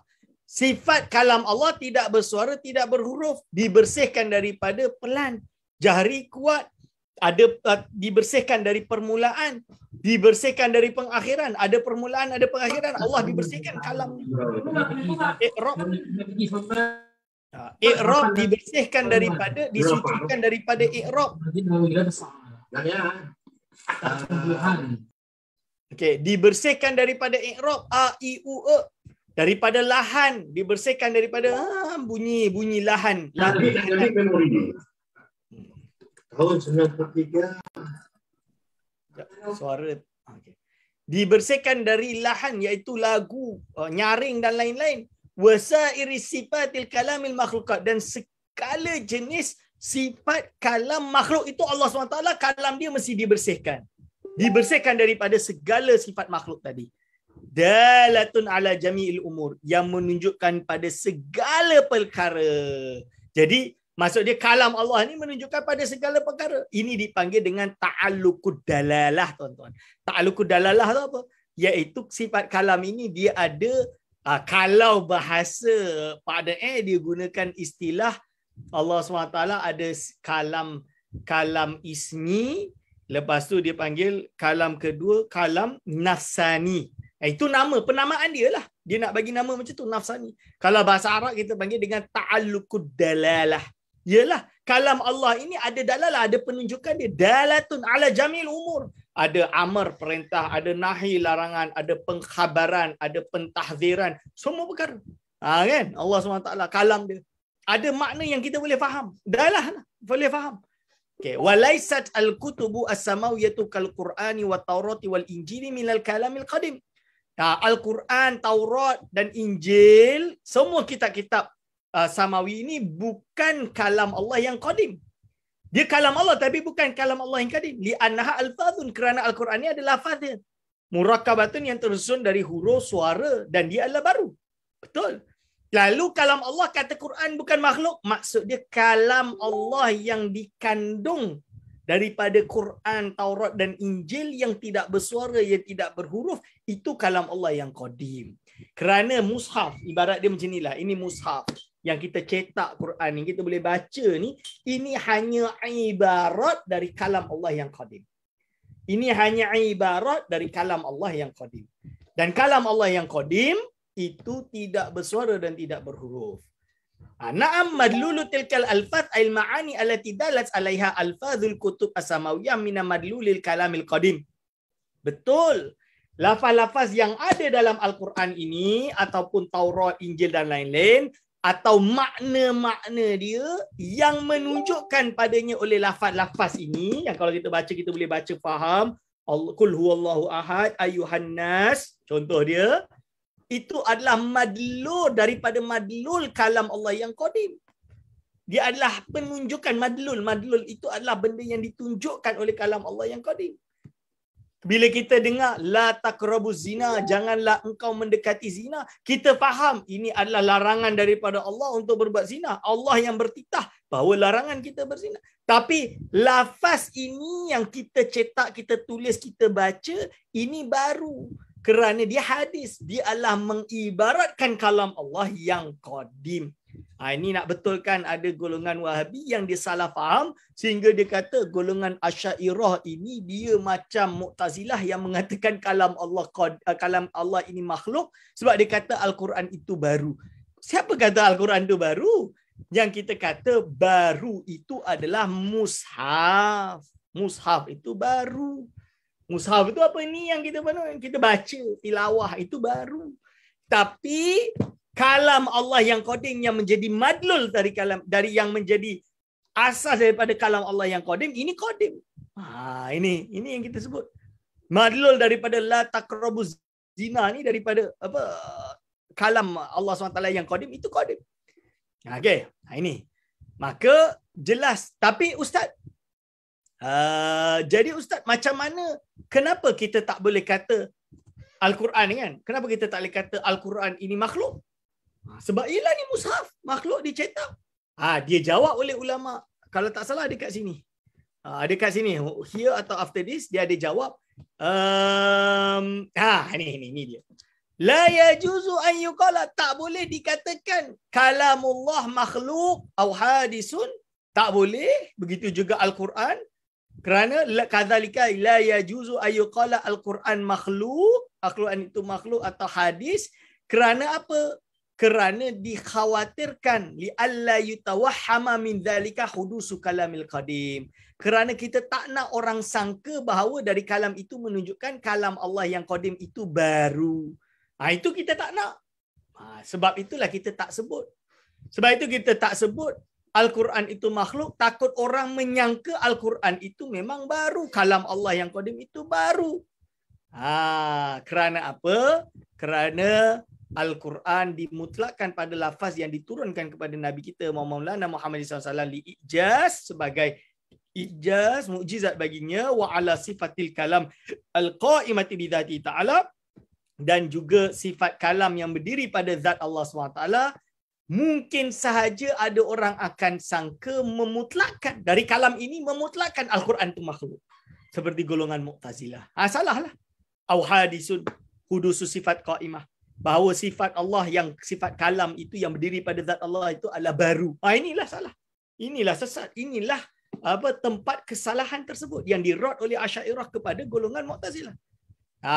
Iaitu na'am yajuzu ayyuqala dzalika fi maqami ta'lim. Boleh berkata seperti tersebut untuk menerangkan, untuk pengajaran macam saya tengah syarahkan ini. Ini bolehlah kerana saya dalam proses mensyarahkan. Saya dah sebut kepada tuan-tuan. Kalam Allah yang qadim tu kalam yang tidak bersuara, berhuruf, yang berdiri pada zat Allah SWT. Termasuk padanya Al-Quran dan lain-lain ini. Cuma bila kita sebut Al-Quran, mushaf Al-Quran, Injil dan lain-lain, maka ini yang dicetak, yang dibaca, maka dia adalah baru kerana dia adalah bersifat dengan sifat makhluk dari segi suara, huruf dan lain-lain. Tapi kalam Allah SWT yang qadim, kandungannya yang berada pada zat Allah SWT berupa kalam Allah SWT yang qadim, itu adalah bukan baru tapi qadim. Tak boleh dikatakan makhluk. Okey, alladzi laisa biharfin wala sautin. Yang mana ia bukanlah suara, bukanlah huruf dan bukanlah suara. Kalam Allah ini bukan huruf dan bukan suara. Lalu wa yata'allaqu bima yata'allaqu bihil ilmu minal muta'allaqat. Dan sifat kalam ini bertakluk dengan apa yang bertakluk dengan sifat ilmu dari segala muta'allaqat. Berarti ilmu ini wajibat, mustahilat dan jaizat. Berarti kalam Allah juga wajibat, mustahilat dengan jaizat. Okey, insya-Allah kita dah habis sifat ma'ani. Juzu ayyuqala tak boleh tiga dah. Macam mana ni? Okey. Okey, kita habiskan sifat maknawiyah insya-Allah. Sikit lagi habiskan sifat maknawiyah. Nanti tak khatam ni. Tinggal lagi minggu depan ni, minggu pertemuan ketiga. 3 lagi pertemuan dah habis. Okey, summa sab'u sifatin. Lepas tu ada 7 lagi sifat yang dinamakan sifat maknawiyah. 7 lagi sifat. Wa hiya mulazimatun, dia mengiringi 7 sifat yang pertama, iaitu kaunuhu ta'ala qadiran muridan aliman hayyan sami'an basiran mutakaliman. Ini kita panggil dengan sifat maknawiyah. Berarti apa? Bila kita kata Allah kudrah, berarti dia dalam keadaan qadiran. Allah SWT beriradah, berarti dia dalam keadaan murid, aliman hayyan sami'an basiran ila akhirih. Lalu Ustaz, kenapa kena tetapkan ini? Tak cukup ke dengan sifat kudrah? Ini terjadi khilaf. Saya nak kata khilaf tu kenapa? Kerana kalau menurut pendapat yang mensabitkan sifat-sifat ini, dia nak kata macam ni. Kerana sifat ma'ani ni semua sifat wujudiah. Qudrah, iradah, ilmun hayat ni semua sifat wujudiah. Sifat yang wujud, yang betul-betul ada. Lepas tu, apabila dia wujud, maka sifat ini berdiri pada zat, maka lazimlah dia akan menuntut keadaan zat itu bersifat dengan sifat tersebut. Maka kita kata Allah ada sifat kudrah, berarti dia dalam keadaan berkuasa. Ibarat dia kalau makhluk macam inilah. Tuan-tuan ada sifat kalam. Tuan-tuan boleh berbicara. Tapi tuan-tuan diam sekarang. Berarti ada sifat kalam. Hanya sahaja tuan-tuan diam-diam. Ini kalau makhluk lah. So Allah SWT bersifat dengan kalam. Tapi dia dalam keadaan mutakalliman. Maka ulama mensabitkan, sebahagian ulama mensabitkan sifat mutakalliman. Menunjukkan dia dalam keadaan sentiasa berfirman, sentiasa berkuasa, sentiasa dan lain-lain. Ini dipanggil dengan hal keadaannya. Ini maknawiyah dipanggil. Hal yang disebutkan ini adalah sifat yang sabit. Dia tak sebut wujud, tapi dia sebut sabit. Sabit dalam alam nyata, luar daripada akal fikiran. Yang berdiri pada zat yang wujud. Tapi dia tidak wujud hakikat dia. Bil istiqlali, dengan tersendiri. Dia tidak independently exist. Tidak. Kerana dia hanya lazim sahaja. Kalau Allah SWT berkuasa, dia mesti dalam keadaan berkuasa. Kalau Allah ada sifat kudrah, berarti dia dalam keadaan berkuasa. La ma'dumatan adaman sirfan. Kita tak boleh kata keadaan dia berkuasa tadi tidak wujud sama sekali pun tak boleh. Ma'dumatan adaman sirfan. Kita tak boleh kata macam tu. Kerana apa? Kewujudan Allah Subhanahu Wa Taala yang bersifat dengan sifat kudrah, berarti dia juga dalam keadaan kuasa. Jadi dia, kita tak kata dia wujud secara independen, tapi bukan berarti dia tidak ada sama sekali. Okey. Bal hiya wasitatun, malah dia antara wujud dan tidak wujud. Ini dipanggil hal menurut mazhab yang menetapkan hal. Iaitu tidak sampai derajat wujud, tapi tidak jatuh pada derajat tidak wujud. Okey. Kenapa dia disebutkan dia tidak sampai pada derajat wujud? Kerana dia tak dapat dilihat. Kerana dia keadaan saja, dia tak dapat dilihat. Berbeza dengan sifat yang wujud dia, dapat dilihat. Lepas tu, khilaf. Pertama kita kena tahu, ulama mutakalim tak sepakat dalam mensabitkan hal yang kita sebutkan ini. Mereka tak sepakat. Means terjadi khilaf. Sebahagian jamaah, kumpulan ulama memilih bahawa mensabitkan hal tersebut. Dan ini yang dipilih oleh Imam Sanusi dalam kitab ini. Berarti dalam kitab lain tidak. Okey. Qalu inna madlul al-aqwan sab'a ay makna min babil hal. Dia kata ini termasuk hal. Okey, yang mana qadiran Allah SWT ini dalam keadaan berkuasa di sisi mereka adalah keadaannya yang berdiri pada zat Allah SWT yang maha tinggi tadi. Zaidatun, selain daripada sifat kudrah itu sendiri. Oleh sebab itu dia kata kenalah sabit. Kalau Allah ada sifat kudrah, berarti Allah juga dalam keadaan qadiran. Berarti ada dua sifat yang berbeza, sifat ma'ani dan maknawiyah. Akhirnya dia sabitkan. Dan tambahlah semua sifat yang tadi. Wa dhahaba wa dhahaba al-Imam Asy'ari, akan tetapi pendiri mazhab Asy'ariyah iaitu Imam Abil Hasan Al-Asy'ari sendiri, wal muhaqqiqun dan ahli tahqiq di dalam mazhab Asy'ariyah ini, ila nafyil hali, mereka menafikan hal. Mereka menafikan nazaratul hal ini, menafikan konsep hal. Berarti dia kata tidak ada sisi ketiga. Dia antara wujud atau tidak wujud, settle. There is no in between existent and non-existent. Keadaan tu tidak ada. Bagi dia kita tak perlu mensabitkan hal, bukan mewujudkan hal, mensabitkan hal. Wa qalu, dan dia berkata subutnya hal itu adalah perkara yang mustahil. Jadi tak perlu, mustahil. Kerana apa? Bila kita sebut Allah SWT itu bersifat dengan sifat kudrah, automatik dia itu dalam maha kuasa lah. Tak perlu kepada hal keadaannya. Bila kita kata Allah SWT ada sifat ilmu, berarti madlul dia adalah alimiyah. Allah SWT bersifat dengan sifat alimiyah, iaitu sifat ilmu itu sendiri. Dan ini sudah cukup. Okay. Wa alal madhab awal, madhab yang pertama, iaitu madhab hal, dia mensabitkan, maka dia katalah ada sifat maknawiyah. Ini beza dia. Kalau mazhab kedua, dia tidak menganggap ini bahagian daripada sifat. Kerana apa? Kerana bila kita kata kudrah, berarti Allah mestilah qadir. Bila kita kata Allah ini ada ilmu, berarti dia mestilah alim. Macam itulah. Berarti dia tak anggap 7 akuan ini, kaunuhu tadi, maknawiyah tadi sebagai sifat. Maka oleh itu dia tidak sabitkan sifat tersebut. Akan tetapi makna dia itu sabit di dalam akal. Sabit di dalam pemikiran. Dipanggil dengan amrun itibari saja. Bukan amrun hal yang perlu disabitkan. Tapi amrun sabit bahagian daripada mu'tabiri faqat. Dia hanya ada di dalam akal fikiran kita saja, tidak ada dalam alam nyata. Oleh sebab itu dia tidak dikatakan sebagai sifat tersendiri. Sifat maknawiyah, tidak. Ini perbezaan antara mazhab yang ini dan mazhab yang ini. Mazhab pertama dengan mazhab kedua. Apapun itu, okey, yang mana satu lebih tahqiq? Kalau menurut musannif iaitu Imam Sanusi, di dalam kitab Sughra, pendapat yang kedua, pendapat Abul Hasan Asy'ari ini dan pendapat ulama muhaqqiqun inilah yang benar dan lebih kuat. Sedangkan pendapat yang pertama, Nazaratul Ahwal ini pendapat yang lemah. Pendapat yang lemah. Ini pendapat yang lemah sebenarnya. Betul. Tapi pendapat Imam Haramain kalau tak salah pendapat yang pertama. Tapi pendapat Imam Sanusi pendapat yang kedua, sesuai dengan Jama'atul Minal Ulama. Lepas tu peringatan yang kedua. Ulima mimma qararnahu, dah diketahui dari apa yang telah kita terangkan sebelum ini, bahawa khilaf antara ahli kalam ini, antara ulama theologians ini, dia hanya masalah madlulil aqwanis sab'ah.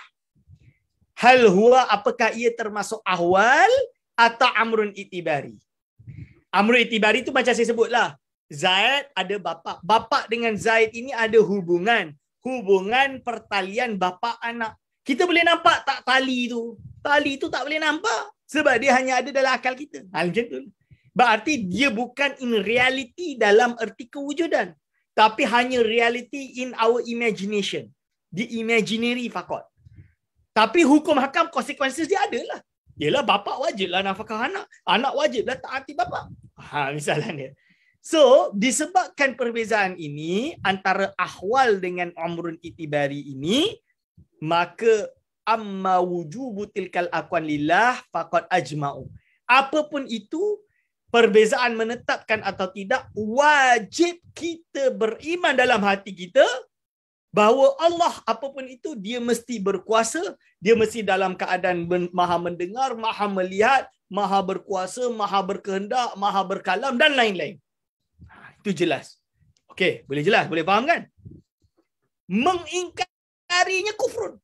Barang siapa kata Allah SWT itu ada sifat sama, tapi dia tidak dalam keadaan sama, maka jatuh kufur. Dia kerana apa? Dia dah samakan Allah dengan makhluk. makhluk ini dia ada sifat sama. Saya ada sifat sama, ada. Tuan-tuan ada sifat sama, ada. Tapi tuan-tuan tidur dengar tak? Tak dengar. Saya tidur, saya tak dengar. Pencuri masuk, na'udzubillah min zalik lah. Apa-apa terjadi, tak dengar. Anak bising, tak dengar, tinggal tidur. Contoh dia. Tapi Allah Subhanahu Wa Taala ada sifat sama. Sama ada kita kata kaunuhu sami'an atau tidak ada kaunuhu sami'an, tetap Allah SWT maha mendengar. Ini yang wajib. Mengingkarinya kufur. Kerana seolah-olah dia kata Allah tak kuasa, Allah tak maha mendengar, Allah tak maha melihat. Wallahu a'lam bissawab, wabillahi taufiq wal hidayah. Insya-Allah kita ittifaq bihadzal qadar, kita buka Q&A. Boleh tak Ustaz ulang statement manusia buat dosa semua kehendak Allah? Dia macam ni.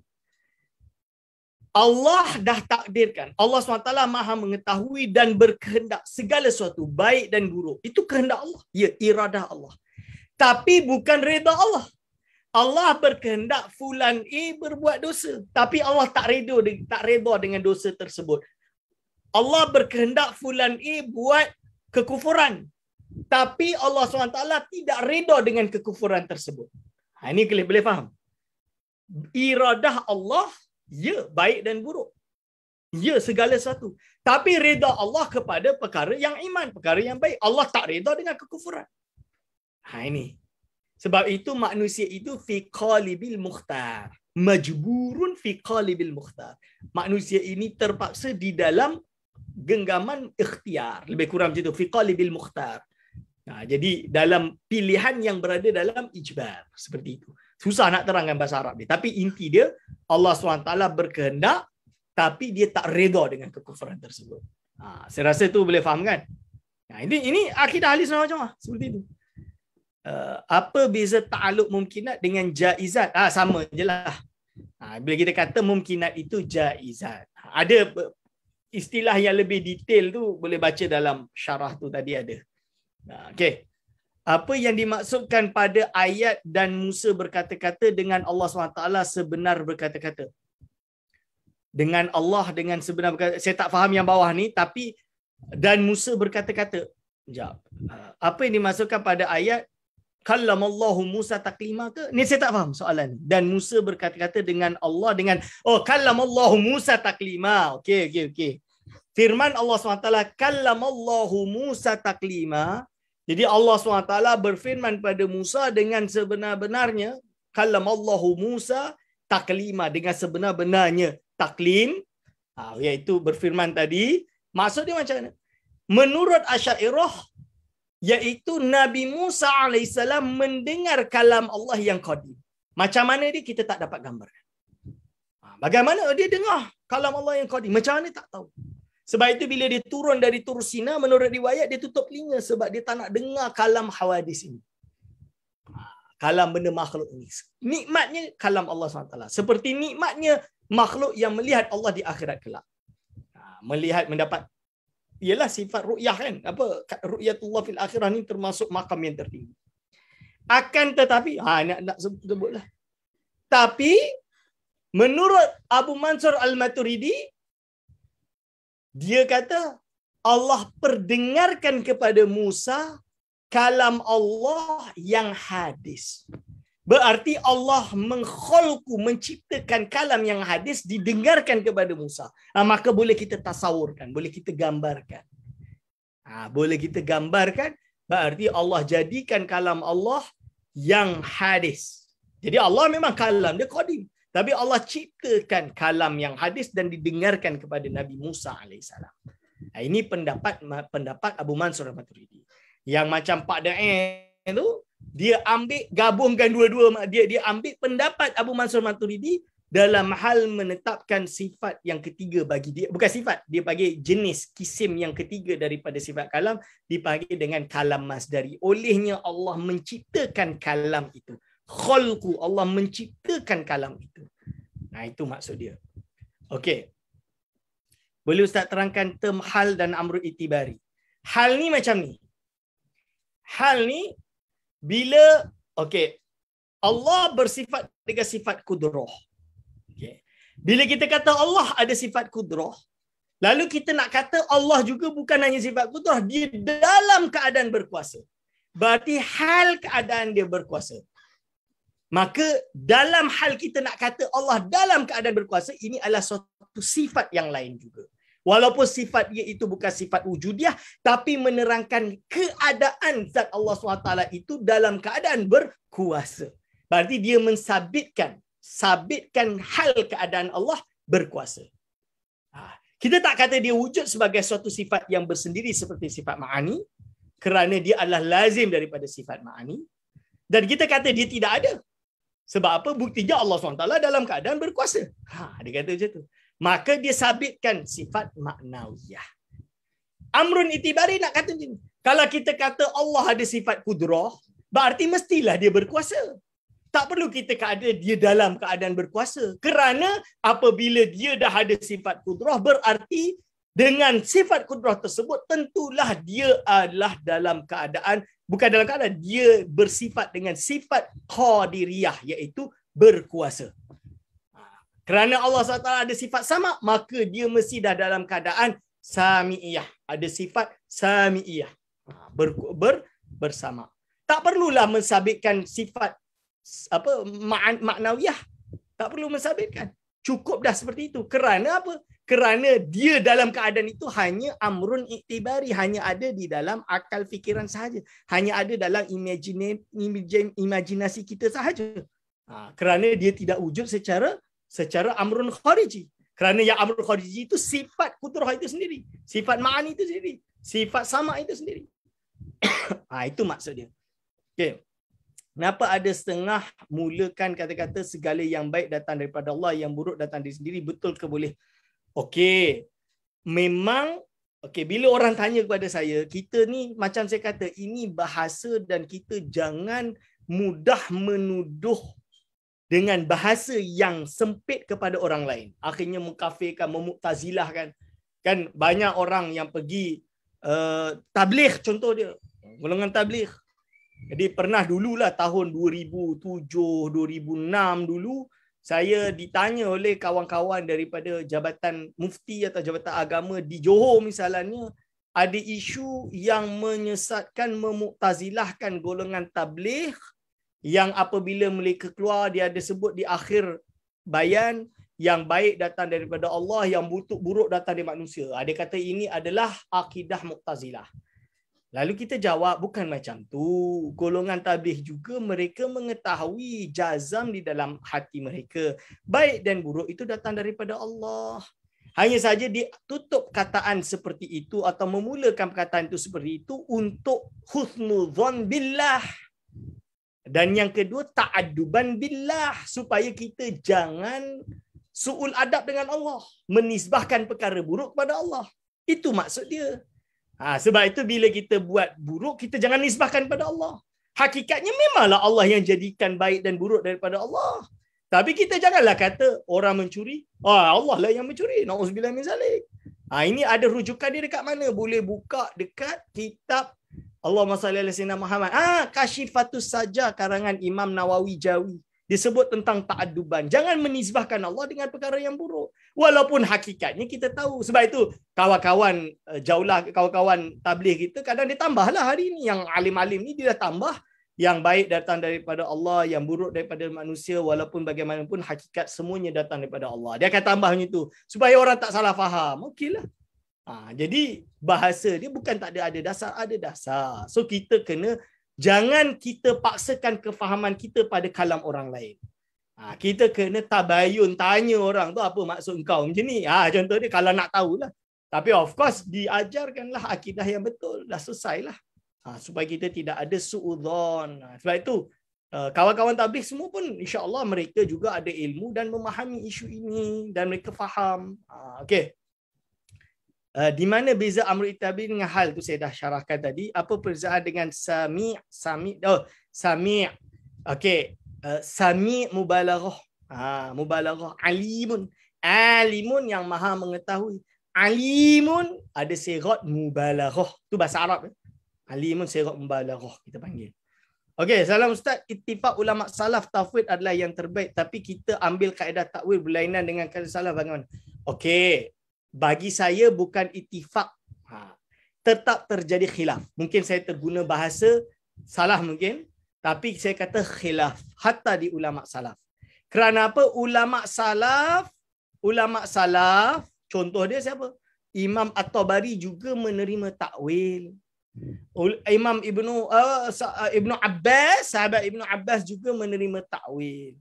Cuma yang dirajihkan adalah tafwid kerana keimanan mereka kuat, bahasa Arab mereka kuat, pemahaman mereka kuat. Kita pada hari ini condong kepada takwil, terutama orang Melayu. Sebab apa? Kalau nak tafwid susah bagi orang Melayu kerana kita tidak ada zauq bahasa Arab tersebut, terutama di kalangan orang awam. Maka takwil yang terbaik. Tapi kalau kata terbaik di sisi, tak kira bila-bila kalau ulama seperti Imam Ghazali juga mendahulukan tafwid. Kan? Imam Ghazali mendahulukan tafwid daripada takwil. Bukan salaf soleh, itu khalaf tu.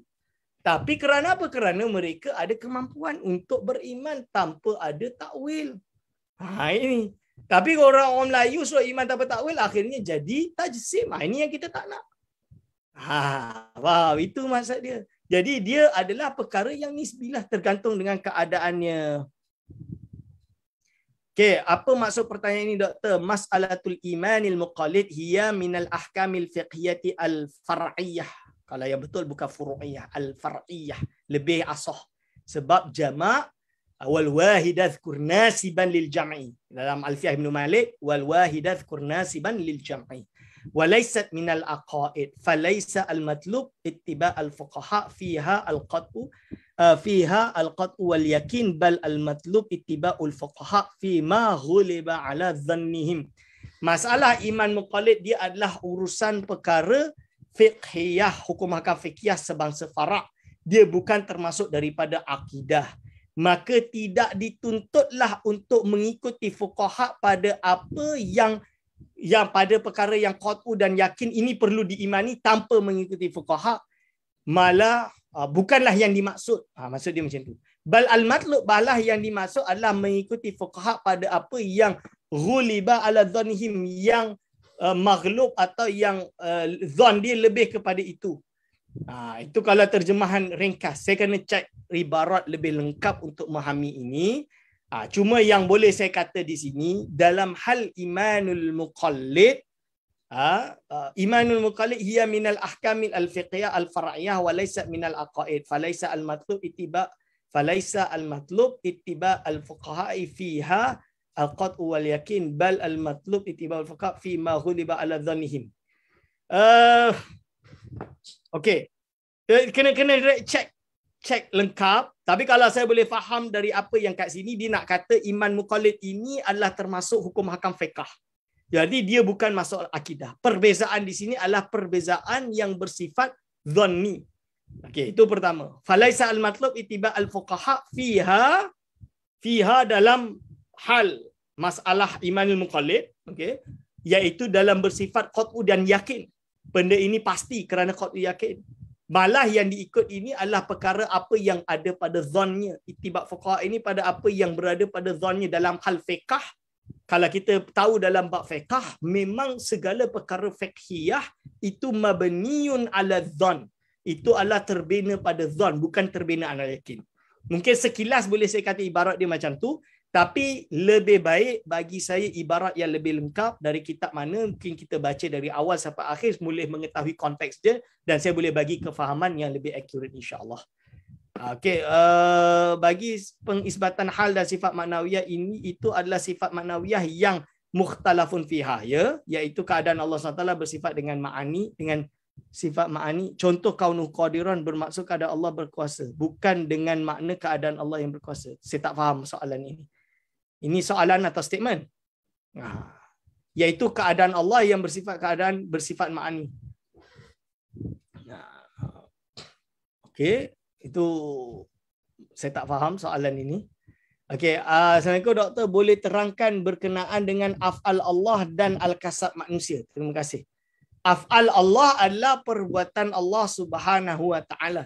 Allah SWT menjadikan, memberi rezeki, mematikan, mewujudkan, mengapakan. Semua itu adalah af'al Allah Subhanahu wa taala. Kasab manusia adalah Allah memberi kepada manusia suatu usaha di dalam Diri kita, fi qalbil insan, dalam hati insan suatu kasab. Okey, aku nak berangkatlah misalnya. Okey, aku nak mengajilah, aku nak beramal lah. Ini dipanggil dengan kasab manusia.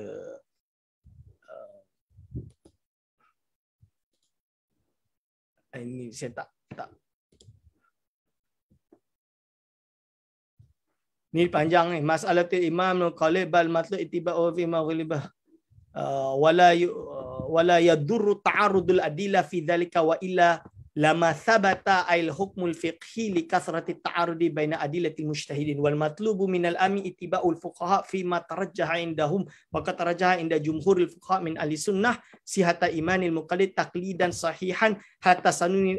Okey, jelas dalam perbahasan iman muqallid. Kalau pertanyaan dia, apakah iman muqallid ini perkara yang wajib, tak boleh ada khilaf? Taklah itu ada khilaf.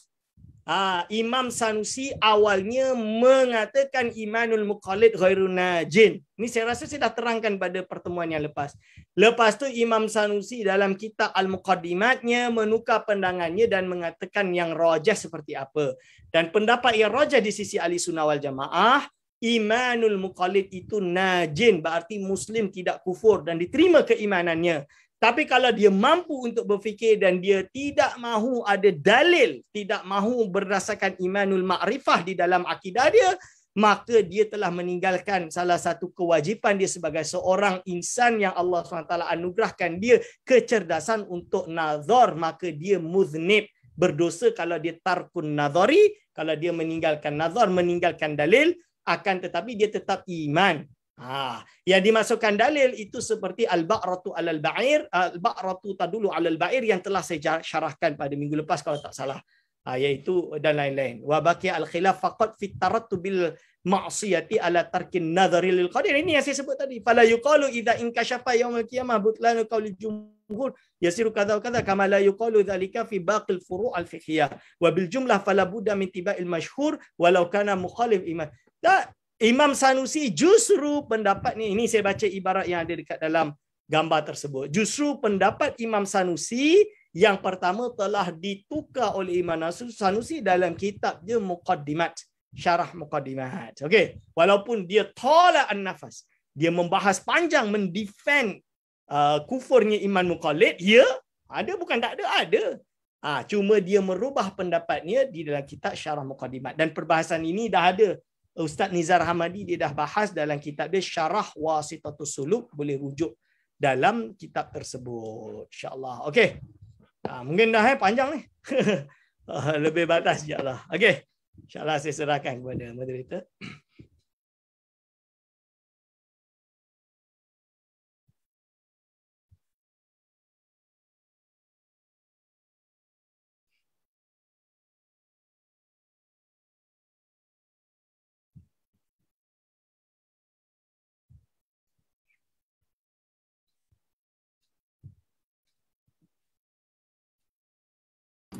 Terima kasih Ustaz. Okey, sama. Okey. Terima kasih Doktor. Jazakallahu khairan katsira. Terima kasih Ustaz. Terima kasih Doktor. Recording stopped.